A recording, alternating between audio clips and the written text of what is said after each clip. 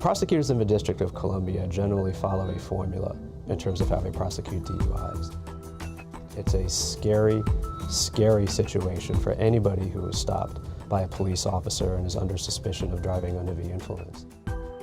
The instinct of most individuals who are stopped in that situation is to think, I'm just going to be honest. I'm just going to be straight up with the officer. Yes, officer, I did have a couple drinks before I got into the vehicle. I'm going to be cooperative in every way. I'm going to answer every question. I'm going to do everything you ask. Most folks don't realize is that these officers are gathering evidence that they will absolutely use against you later on at trial. So really all you were doing is feeding them a means to make it easier for the government to convict you later on at trial.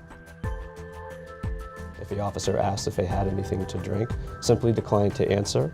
You have a Fifth Amendment right not to answer any questions from an officer at all, at any time. If they ask you to perform field sobriety tests, I would politely decline to perform field sobriety tests. The results of those tests will be used against you at trial.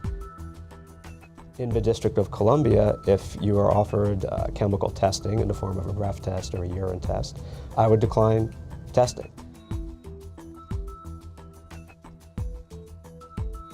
There are mandatory minimum jail statutes where if you submit to a chemical test and that test is above a certain limit and you are convicted on that score, you will go to jail for a minimum of 5 days.